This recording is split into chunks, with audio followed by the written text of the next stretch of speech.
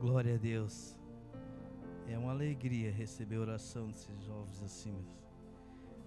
A gente vê quanto Deus quer fazer, Ele faz, e não é o homem que atrapalha, né? Louvado seja o nome do Senhor Jesus Cristo. Meus irmãos, abra a Bíblia Sagrada comigo no Evangelho de João, capítulo 8, versículo 1 a seguir. Meus irmãos, o pastor Francisco está falando a respeito de enfermidade. Passei por uma prova bem difícil durante essa semana. Eu trabalhei 14 anos na área da segurança e nunca conheci uma ambulância, a não ser por fora. Mas na terça-feira eu tive que ser um daqueles que deita ali dentro. Só não deitei porque Deus sabe a situação. Não encontrei forças nem para vir para casa. Tive que deixar o carro no serviço. O dono da casa teve que me trazer em casa. E depois eu só ouvia os bombeiros dizer: o corpo dele está muito quente. O corpo dele está quente demais. Mas Deus é maravilhoso. Voltei para casa no mesmo dia à noite, deram alta. Só que no outro dia de manhã tive que voltar. Mas Deus deu graça que eu consegui ir de carro. Consegui, fizeram uns exames mais. Mas aqui estou eu, dando glória a Deus e aleluia. Deus é tremendo. Como disse o diácono Mondiono, não somos merecedores, tudo é pela graça. Evangelho de João, capítulo 8. Quem achou pode dizer amém? Diz assim a palavra de Deus. Nós vamos estender um pouquinho do 8 até o 11, meus irmãos. Do 1 até o 11. Porém, Jesus foi para o Monte das Oliveiras. E pela manhã cedo voltou para o templo. E todo o povo vinha ter com ele. E assentando-se os ensinava. E os escribas e fariseus trouxeram-lhe uma mulher apanhada em adultério. E, pondo-a no meio, disseram-lhe: Mestre, esta mulher foi apanhada no próprio ato de adultério. E na lei nos mandou Moisés que as tais sejam apedrejadas. Tu, pois, que dizes? Isto diziam eles, tentando-o, para que tivessem de que o acusar. Mas Jesus, inclinando-se, escrevia com o dedo na terra. E como insistissem, perguntando-lhe, endireitou-se e disse-lhes: aquele dentre vós está sem pecado, seja o primeiro que atire pedra contra ela. E, tornando a inclinar-se, escrevia na terra. Quando ouviram isso, saíram um, a começar pelos mais velhos, até os últimos. Ficaram só Jesus e a mulher que estava no meio. E endireitando-se Jesus, e não vendo ninguém mais do que a mulher, disse-lhe: mulher, onde estão aqueles teus acusadores? Ninguém te condenou? E ela disse: ninguém, Senhor. E disse-lhe Jesus: nem eu também te condeno. Vai-te e não peques mais. Amém, meus irmãos? Pode se assentar, adorando a Deus, exaltando o nome do Senhor. Aleluia. Queridos, essa é uma palavra um texto que nos faz refletir muito a respeito de julgadores, juízes e os verdadeiros religiosos que existem no nosso meio. Por um bom tempo eu fui um desses que olhava de tal forma assim que me assustava às vezes com o que via dentro da igreja. E há uns dias atrás eu estava vendo um testemunho, ouvindo um testemunho a respeito de uma moça, uma jovem que entrou dentro da igreja. Na verdade, ela começou a se dedicar ao Evangelho, querer conhecer Jesus. E essa jovem, ela tinha o cabelo pintado, e a igreja começou a forçar, tipo, ela tem que mudar a tua aparência. Crente não é assim. Tu tem que ser assim, tu tem que ser assim, tem que andar assim. Eu acredito, Pastor Francisco, não sei se mais alguém aqui, talvez mais tempo de crente do que eu. No nosso tempo era assim. Eu não sei se já falei aqui na igreja, eu quando me converti, na minha mocidade, eu usava um crucifixo, uma corrente com um crucifixo aqui. E me lembro, nunca me esqueço, a minha irmã e meu cunhado, os que me ganharam para Jesus, tinha um irmãozinho, que ele de vez em quando ia na casa deles. E eu, nos finais de semana, eu ia lá para a casa da minha irmã. E quando aquele irmão me via com aquele crucifixo, a primeira coisa que ele dizia: não tirou, isso aí vai te levar para o inferno. Não tirou, isso vai te levar para o inferno. E eu voltava a trabalhar, eu trabalhava no material de construção na época, e nunca liguei para aquilo ali. Eu sempre fui desde quando eu me converti, por isso que eu aconselho os irmãos, sempre prestarem atenção na ministração, na palavra, e depois disso ir ler a Bíblia, ver se realmente é aquilo que Deus fala. Porque às vezes, por inocência, nós somos enganados. E aí, o pregador às vezes fala pela emoção também. Então às vezes até o pregador se equivoca um pouquinho na mensagem. Então, para você não se deixar ser enganado, quando chega em casa, vai ler, diz: Deus, realmente é isso? Conversa tu com Deus, em particular com Deus. Não precisa o pastor Ciro aconselhar. Faça isso e Deus vai abrir os teus olhos espirituais, vai te dar entendimento. E eu me lembro que ele falava isso para mim, e eu nem ligava. No outro domingo eu estava lá na minha irmã com a mesma corrente.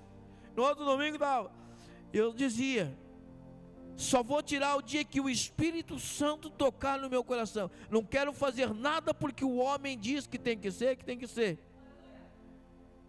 Certa feita, depois de uns 3, 4 meses, saímos para fazer a entrega no material de construção, e de repente eu só olhei para aquilo e fiz assim. E olhei para o motorista que estava do lado e disse: quer para ti? Aí ele disse assim: o pastor mandou tirar, né? Primeira coisa, o pastor mandou tirar, né? Eu disse: não, já sabe quanto tempo eu estou na igreja, e 1 ano e meio eu estou aqui contigo, e sempre tirei Deus aqui. Não quer? Não quero, então também não quero mais. Não precisou ninguém vir me forçar, ou dizer que eu vou ganhar ou perder a salvação por causa de uma corrente, algo que não vai impedir você de entrar para o céu. É como as coisas acontecem na igreja de forma assim. Essa jovem entrou na igreja e começaram a agir igual a ela. E de repente, passou-se os tempos, e ela com o cabelo colorido ainda, e chegou alguém, um desses religiosos, e disse: ainda não tirou a tinta do cabelo? Meus irmãos, isso é uma realidade. Eu falo com temor e tremor, porque fui um desses também. Achava que a salvação era só para quem tinha terno e gravata, e para quem andava de saia e cabelo comprido. que quando eu me converti, eu dizia para Deus assim, não, só vou largar o futebol quando Deus... E Deus, o acordo que eu fazia com Deus não era para que Deus aceitasse, eu não colocava Deus na parede, era porque eu queria fazer a obra de Deus, então eu precisava ser liberto do futebol, daquelas coisas que me atrapalhavam na obra de Deus. E Deus, para a honra e glória do nome dele, me tirou isso. Mas eu nunca disse para um amigo, para alguém, o futebol vai te levar para o inferno. Porque eu fiquei 2 anos, eu acho que até mais, não quero falar números para não errar, trabalhando na obra de Deus e ainda jogando futebol. Só que o meu desejo estava de parar de jogar futebol. E eu ouvia, futebol isso, futebol aquilo, quem joga bola vai para o inferno, e aquilo que vocês já ouviram. E eu falei para Deus, digo, Deus, quando o Senhor me quiser na tua obra, o Senhor vai tirar isso de mim. Eu não quero fazer nada que o homem me pressione. Passou-se os tempos, Deus usou um irmão, eu já falei isso aqui na igreja, na escola dominical, naquele tempo da escola dominical, oh, que bênção que era. Domingo de manhã, maravilha. Do nada vem aquele irmão e diz assim, irmão Ciro, há 2 meses Deus está mandando eu falar contigo e eu estou assim, porque eu sei que o irmão gosta de futebol, de vez em quando vai jogar bola, mas Deus manda te dizer assim, o projeto que Ele tem contigo na tua vida é muito grande, tu não consegue imaginar, da maneira que Ele quer te usar na obra dEle, nem eu entendo, mas Ele manda te dizer, se você escolher o futebol, você fica no futebol. Agora se você escolher a obra de Deus, Ele vai te colocar aonde Ele te prometeu. A partir daquele dia em diante, o futebol para mim também se acabou-se. Mas eu não continuo, eu não condeno. Meu filho tem 25 anos, joga bola, vai jogar futebol, só que o comportamento, o testemunho dele vale muito. A maneira que nós julgamos as pessoas, nós nos colocando como os verdadeiros escribas, fariseus, não paramos para pensar quanto tempo um irmão ou uma irmã leva orando por uma alma. E às vezes a alegria daquele irmão, daquela irmã orando por aquela alma, vê aquela alma entrando na igreja. E algum desses religiosos, por causa que o irmão está de boné, por causa que o irmão está de bermuda, por isso e por aquilo, não sabe a situação, usa dessas palavras: de bermuda tu não vai para o céu, de boné tu não vai para o céu.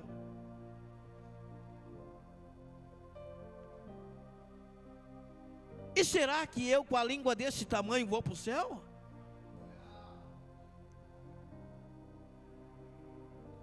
Sabe por que eu estou falando isso? Porque eu estava meditando nessa passagem. E uma das coisas que mais me chamou a atenção aqui foi que os escribas, eles não trouxeram aquela mulher somente por causa do ato dela. A Bíblia diz que eles vieram para tentar Jesus, ou ver se Jesus ia distorcer a lei. Só que ao contrário deles, eles vieram tentar Jesus.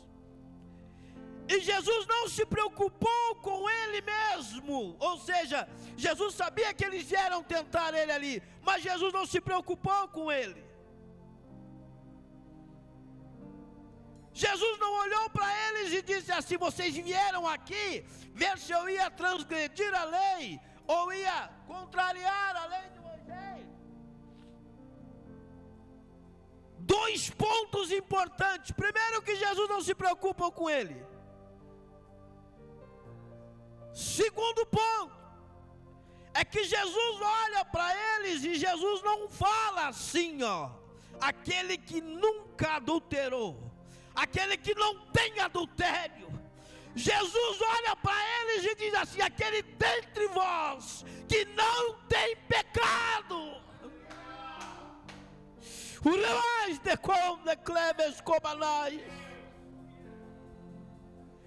E às vezes nós olhamos porque está com o cabelo pintado, está de bermuda, não vai para o céu. E será que você, com as suas atitudes,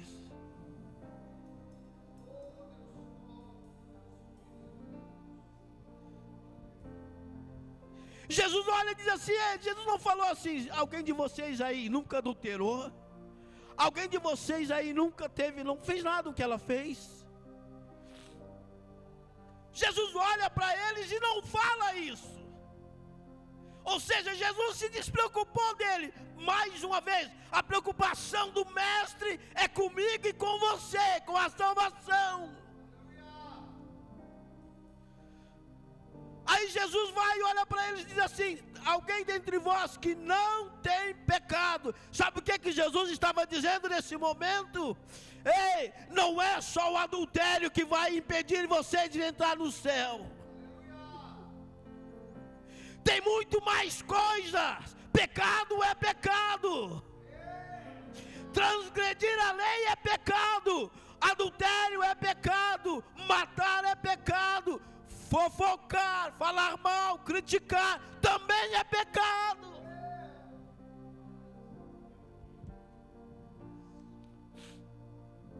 E nós estamos achando que já tomamos o lugar de Jesus. E nós temos que entender que ainda Jesus, Ele ainda está fazendo o papel de advogado meu e teu. Quando o adversário vai lá e diz, olha, ele pecou, ele fez isso, ela fez aquilo, aquele outro, e Jesus vai dizer para ele a mesma coisa. A diferença é que o adversário não tem mais salvação. E os religiosos de hoje em dia ainda têm uma oportunidade. Basta se arrepender. Igreja do Senhor, o céu não é só para mim. O céu é para aquele que crê, como já foi dito aqui. Se estamos aqui, não é mérito nosso, é pela graça.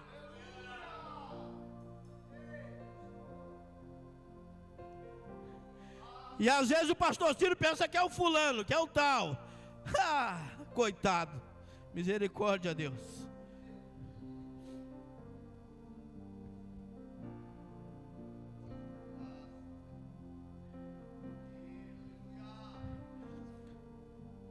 Esse achismo religioso aí, meus irmãos, além de tirar muitos de dentro da igreja, se nós não nos policiarmos, não orar mais, não vigiar mais, até nós não vamos ganhar a salvação. Enquanto estamos trazendo aqueles para, Jesus, ele bateu em mim, Jesus falou de mim, Jesus ele está aí, Jesus, ei, Jesus olha para você e você não falou de ninguém até hoje? Tu nunca magoou ninguém até hoje? Tu não contrariou ninguém até hoje? Tu não ofendeu ninguém até hoje? O grande problema é que nós estamos usando os erros dos outros para cobrir os nossos. Sabe quem são esses? Quem somos nós nesse momento? Fariseu, hipócritas. Nós temos que aprender, valorizar aquele que ganhou a alma e ajudar a alma a permanecer na igreja, porque se nós não cuidar, o mundo pega de volta. E se o mundo pegar de volta, a cobrança vai ser em cima de nós. A cobrança vai ser em cima de nós. Só que, porém, não termina por aí. Quando Jesus olha novamente, a Bíblia diz que Jesus se levanta e olha para o lado. E pergunta para a mulher, mulher, onde estão aqueles que te acusaram? Te trouxeram, tanta gente te trouxe aqui. Tanta gente te trouxe aqui. Isso veio agora na minha mente isso. O inimigo, ele é tão astuto, pensa que é tão esperto, que às vezes ele age assim. Ele leva para acusar, mas ele acaba perdendo. Levaram ela para apresentar os erros. O inimigo faz assim, leva lá, e Jesus disse: já que tu trouxe, então eu vou perdoar, eu vou dar o céu para ela também. Esse é o nosso Deus, esse é o Deus que nós servimos. Pastor, tu está fazendo apologia ao pecado, tu está fazendo... Não, deixa eu completar aqui. A porta ainda continua estreita. A porta do céu não alargou ainda. A porta do céu era 30, continua 30.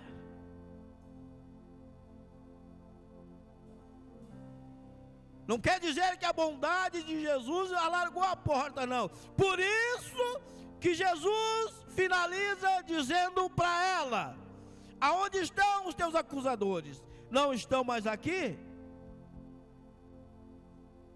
Aqueles que vieram te condenar, cadê?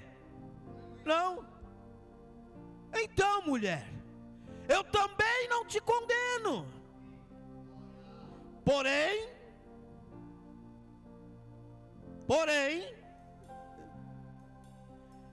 vai e não peques mais.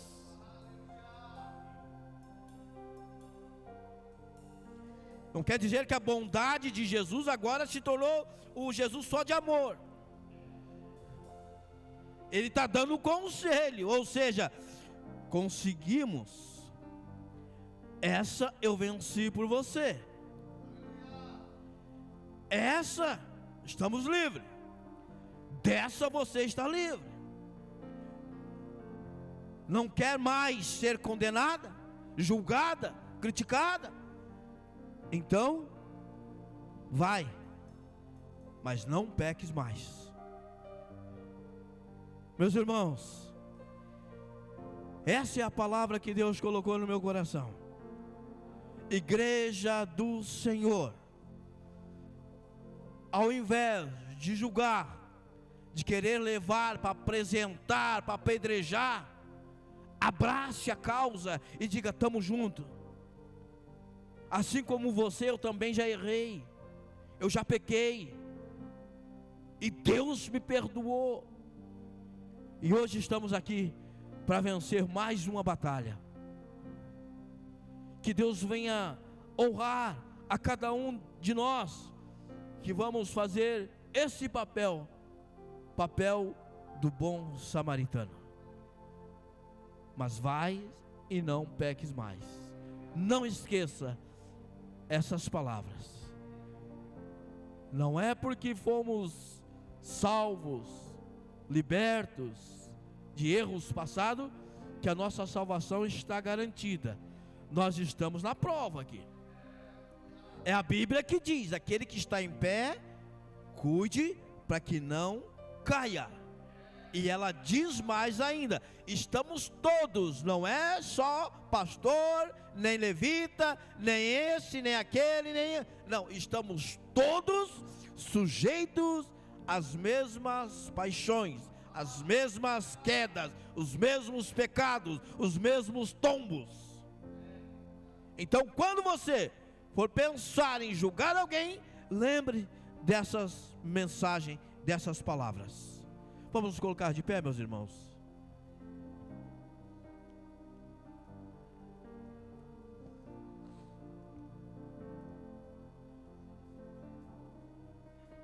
Quero louvar a Deus por essa rica oportunidade. Eu não sei se você precisa de oração, se tem alguém que você tem em mente e quer levar ou receber oração por essa pessoa. Independente de quem for, vem aqui à frente, nós vamos estar orando. Mas venha, meu irmão, se quiser vir, venha com fé, venha crendo em milagre, porque o mesmo Deus que deu a oportunidade àquela mulher que perdoou os pecados dela, é o Deus que pode mudar a tua vida, a tua história hoje aqui também. Aproveitar a oportunidade. No nosso meio, existe alguém que ainda não entregou a vida para Jesus? Que não tomou a atitude dessa mulher. Quer fazer esse voto de fé, para que Jesus mude a tua história, mude a tua vida. Se estiver disposto a entregar a vida para Jesus aqui nesta noite, dê um passo à frente, vem aqui que pastor Francisco vai estar orando, e nós vamos estar exaltando o nome do Senhor. Eu já falei como foi a minha conversão aqui, fiquei com o coração assim, quando fui na frente, senti que tudo na minha vida mudou, e Deus pode fazer isso, Deus continua fazendo isso, Ele muda a história. Se você quiser entregar a tua vida para Jesus nesta noite, faça isso, aproveite a oportunidade. Como eu falei aqui no início da mensagem, o amanhã pode não existir para mim e para você. Amanhã pode ser tarde demais.